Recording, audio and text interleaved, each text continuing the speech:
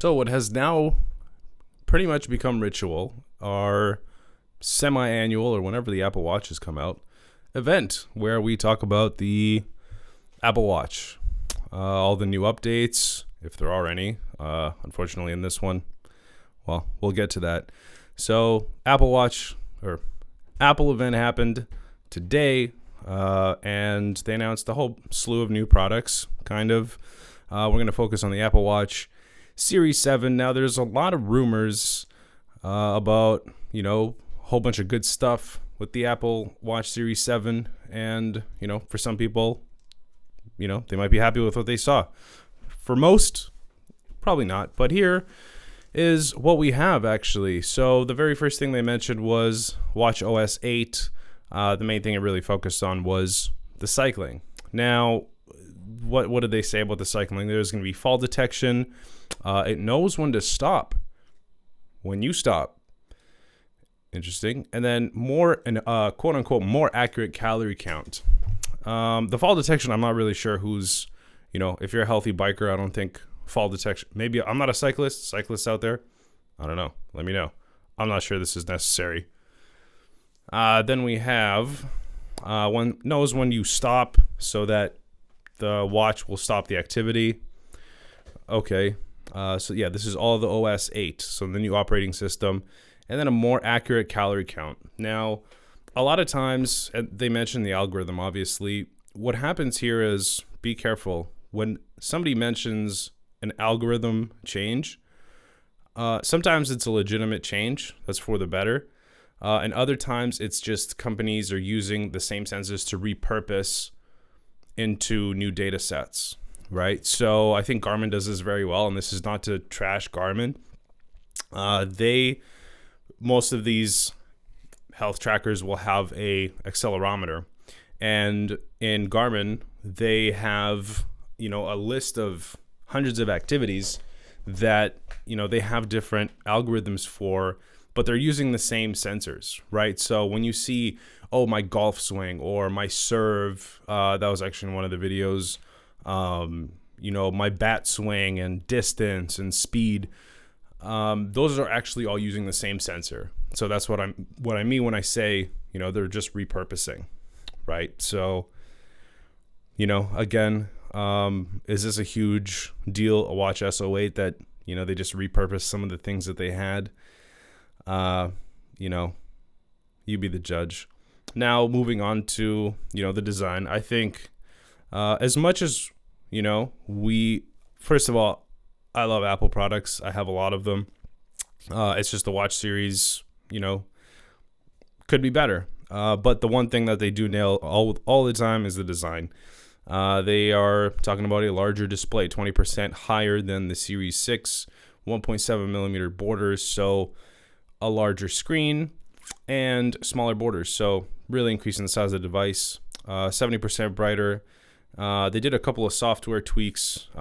More text fits on the screen, not just because the size of the screen is bigger, but also a software jig that they made, putting more text actually on the screen itself. Machine learning text, which is, a whole bunch of industry slang, blah, blah, blah. Durability. They said it's the most, quote, most durable watch that they've ever built. They backed it up with an IP6X certification, which is essentially a certification for, dust proofing. There's an IP4, there's an IP5. IP6 is pretty much, no dust gets in. So pretty good if you're, climbing in mountains, going in ditches and, sand surfing, stuff like that, awesome. Then they also talk about faster charging and 5 new colors. And then 100% recycled. The case is made out of 100% recycled aluminum. And I got in a lot of shit for this last time. I got a lot of messages about, one of the last Apple events. They talked about, we're really creating a commitment to this, green incentives and recyclable materials. I have no problem with that. I just made a joke about, they just do it for the money, which is true. whenever, especially an event like this where there's not a whole lot of news, not a whole lot of good stuff. This is just a way to fill that hour or 2 hours, however long that event was. So it's just one of those things. I think it's great. They obviously have a team dedicated to the green aspect of it and the environment, which is great. But I'm just saying, there's a reason that they do these things. Also, a big part of this event was the Fitness Plus. So this is their prescription system. Hey, it's tough to really even guess which part of their business Apple likes more, the software side or the hardware side, right? I mean, the hardware side is beautiful. I think that's what made them popular, but the software side is just such a lucrative business. The margins are so great, and this is why they're going into Fitness Plus and, trying to make a run at probably Peloton. They're talking about new content releases every week in 4K. Wall. And this is actually cool. I'm not going to lie. A meditation app or a meditation activity on their Fitness Plus, and it shows their BPM on the screen if you have the watch. That's not bad. Don't mind that. And group workouts. So they're really, going into that Peloton space. Now, that's pretty much it. So to conclude, it's tough, because there were rumors, wearable.com, which they do exclusive wearables. They do great stuff. They've featured us a couple times. So shout out to Wearable. They had a bunch of rumors that, they got from around the internet about what potentially could have been in this version, and none of those really came true. A lot of people were hoping for a glucose monitor. Last time they released an SpO2, they have an ECG. A lot of people ask us about the heart rate variability feature, which they do have, but it's also hidden. But yeah, one of the big rumors was a possible collaboration with that Dexcom, or them doing their own thing with the glucose monitoring. Obviously, technology's not there. Also, one of the big things could be the chip shortage. I mean, we've seen it as well. The chip shortage is a pain in the butt. That's for sure. We've been seeing it for 2 years now. Out of everything that's had ups and downs with, the pandemic, openings, reopenings, the chip shortage has really stayed pretty stable.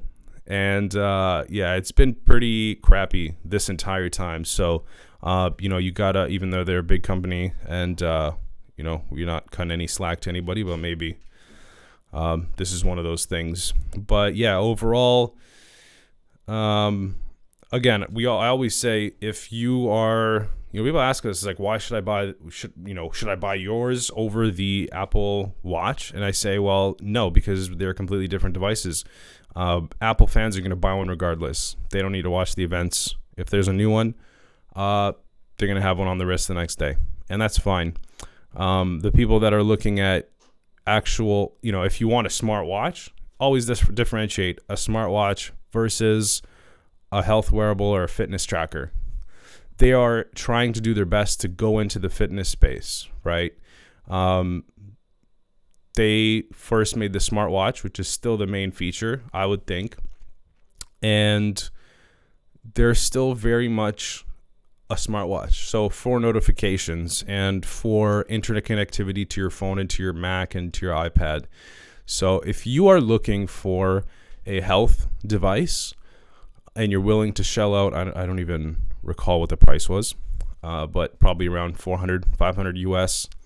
That might not be the device for you. If budget isn't a constraint, then go for it. Of course, it's beautiful. I have Apple products everywhere. They're beautiful to hold. The design's great all the time. If you're looking for a real health monitor, there's tons of them out there. If you're looking for more features, heart rate variability, one that people ask us about all the time, as is popular with our product, we focus mainly on heart rate variability. Apple might not be the best. I'm not saying we're the best. I'm just saying, look around. And I think that's it. I'm not going to go on for too long. Not a whole lot to discuss here. Maybe we'll post some other in-depth analysis on this once we get our hands on it. So, thanks for tuning in.